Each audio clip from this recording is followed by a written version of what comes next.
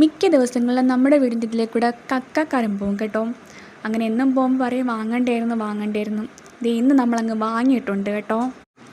അമ്മയാണെങ്കിൽ ആ കക്കയെല്ലാം എടുത്ത് കഴുകി വൃത്തിയാക്കി എടുത്തിട്ടുണ്ട്.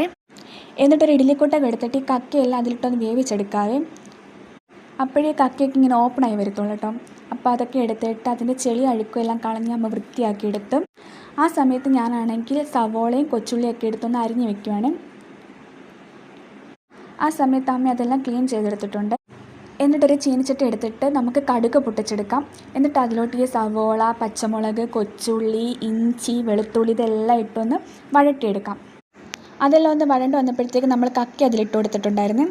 എന്നിട്ടാണെങ്കിൽ നമുക്ക് ആവശ്യമായ പൊടി ഐറ്റംസൊക്കെ ഇട്ട് കൊടുത്ത് മുളക് പൊടിയും മഞ്ഞൾപ്പൊടിയും കുരുമുളക് പൊടി അങ്ങനെ കുറേ പൊടികളൊക്കെ ഇട്ട് കൊടുത്തിട്ടുണ്ട്. ഉപ്പിടാൻ മറക്കല്ല കേട്ടോ. അതുപോലെ കുറച്ച് തേങ്ങാക്കൊത്തൊക്കെ ഇട്ട് കൊടുത്തിട്ടുണ്ടായിരുന്നേ. അങ്ങനെ നമ്മുടെ ടേസ്റ്റി ആയിട്ടുള്ള കക്ക റോസ്റ്റ് ഇവിടെ റെഡി ആയിട്ടുണ്ട്. അപ്പോൾ ഇന്ന് ഇത്രയേ ഉള്ളൂ.